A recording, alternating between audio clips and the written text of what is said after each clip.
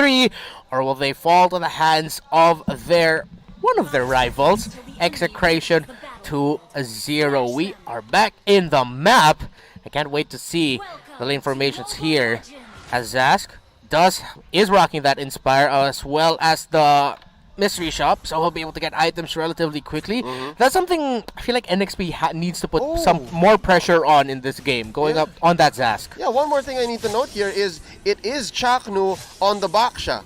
So it's Renziel playing the side lane, Paquito. I'm guessing they wanted a little more lethality. They wanted this Paquito to play more as something that picks people off, or it's able to pinpoint and say, I want to do this, instead of something that is more of a frontliner and is able to set up plays. Interesting. Again, this supports my theory of them picking windows instead of being an all-in. And now, since they're both playing like windows here, quite similar in terms of their strategies. Who's going to be the X factor? Who's going to be the game changer for both of these two? Let's start with NXP. I'm guessing NXP here, they need to find ways to make Yaoi do better Yaoi things.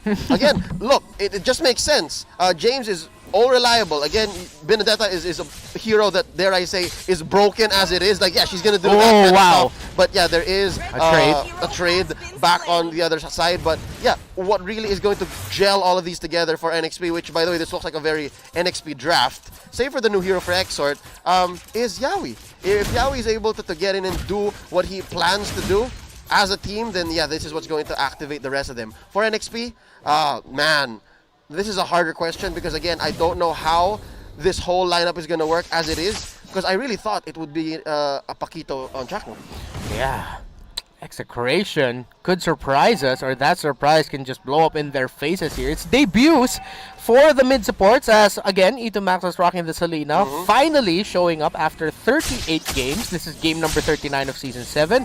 And NXP, of course, Exort playing Lunox for the first time this season. It seems like Execration can't even get close because Zask was picked off early on in the game.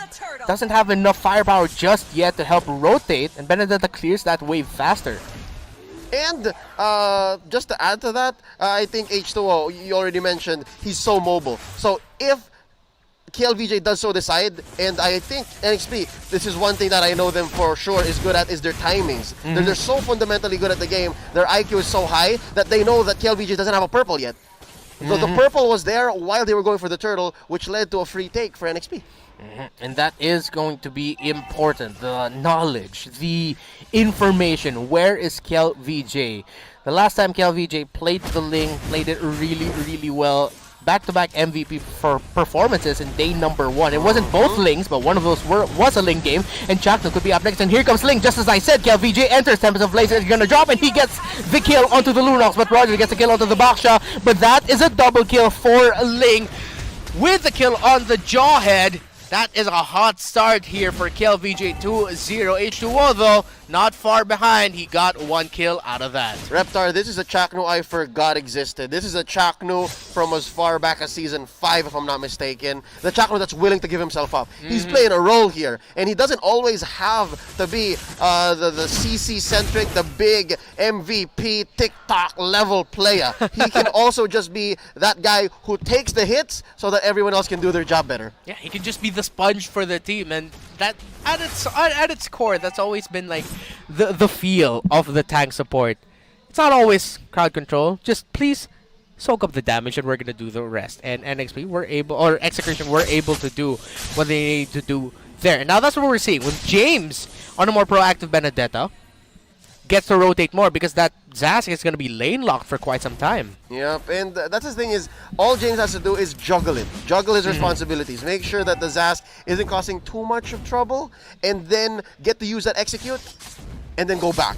Juggle it, back and forth. And right now, Turtle, this time it might go around back to Execration, seeing as they have found a little bit of better of the groove, and all ults are timed in. Hold up! Oh, that's going to be a pick off there. Keller, I guess, taken out. That's going to be his second death, and NXP might be able to get the second turtle. Their second turtle here with a knock-up. That is enough room provided by Renjo's Paquito with a knockout punch, bringing back the members, pushing back the members of NXP. H2O goes down, but Execration take too much Double kill now for James to see if he can get another one. He'll decide to back off. It kind of balanced it out.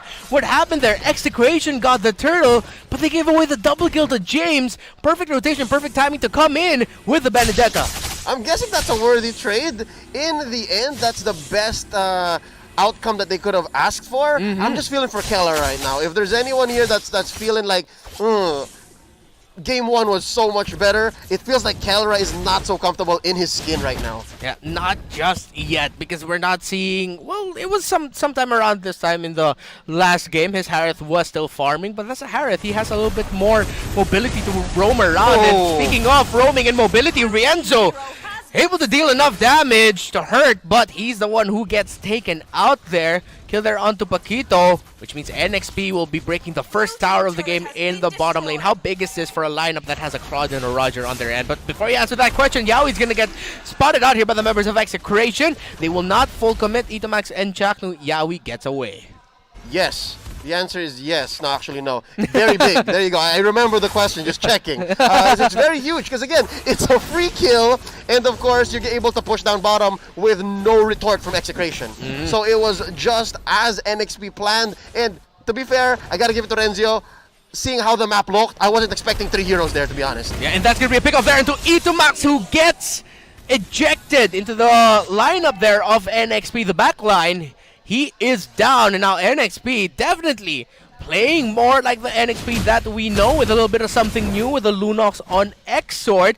Now they're the ones who look more comfortable and in their skin right now compared to Kelra in the side of Execration. But it's not just him who's having a hard time. It's just with the natures of the lineup, NXP are just doing what they need to do to make their lineup work. Yep, not gonna look good for the win rate on that Selena. Making her debut and then not getting a victory. I mean, it's too early to say, but just as it is, Reptar, NXP, again, this draft looks at home. Again, there's nothing wrong with the Lunox. It's just not an X-Sort hero we've seen in Season 7. Hold up real quick. Turtle take here by NXP.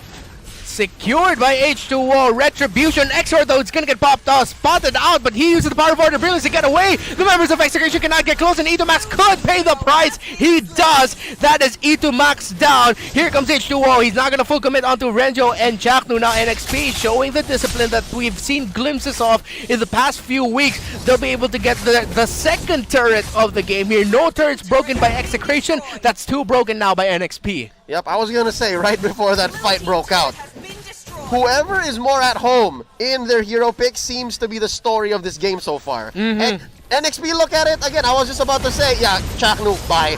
I was going to say, X-Sword, it's not so weird. Lunox is a reliable hero as a support, as a pos 4. Looking at Execration, though, again, I already noted how Chaknu should have been the Paquito. And then, towards the end, I'm like, oh, right, last pick, Zask. That's so new. That's very new. So, yeah, again, between these two teams, it looks like Execration having a hard time now. They're the ones who strayed a little too far from home. And now NXP are going into the home of Execration, their home jungle. They're already that deep into enemy territory to get information. James and Renzo are going to be battling it out in the bottom lane. They dodge. Left hook, right hook. Renzo is going to be backing up, but the H2O is there nearby. He'll get the knockup, he'll get the flicker, he'll be able to get away. KLVJ nearby as well. Itomax is going to throw the Abyssal Arrow, but he's going to get spotted out. It's going to be a toss on to the creature of Zask, and that's going to be a Blazing Duet already brought down there by Renegade, and that's going to be H2O taking down Chaknu. Double kill for H2O. Kelra gets taken out. Renjo could be up next. It is a triple kill. No, it's not. It's going to be a last hit onto Yaoi, but that's still going to be 3 kills for the side of NXP. The members of Execration are forced back.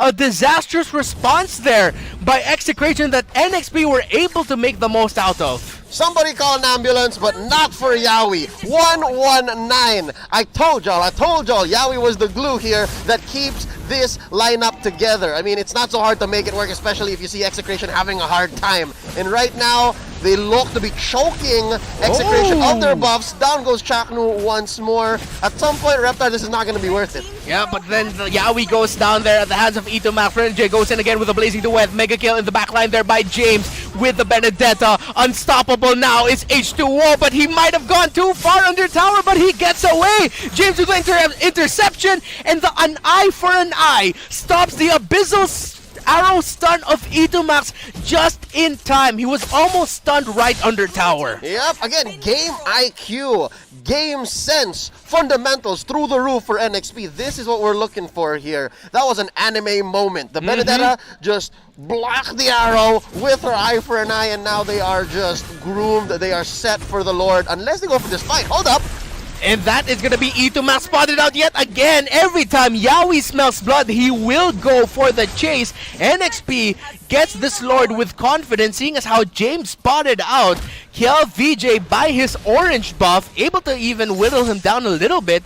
So NXP knew, okay, we can amp up the aggression. Execration will not be able to contest this. Yep, and Reptar gotta say, how did we get down to this 10,000 gold lead? Well, wow. The minute I saw Kiel VJ have to respond and try to save Renzio from a 4v1 is when I said in my head and now out loud, yo, NXP, this is their game. They are the beatdown. This is their comfort zone. They are on the prowl. They are the aggressor here. And for Execration, how do they get back? Well, one thing I'm thinking is they have to trick NXP into forcing out the ults. And again, I saw it earlier. Get the ejector on the creature. The creature can take it.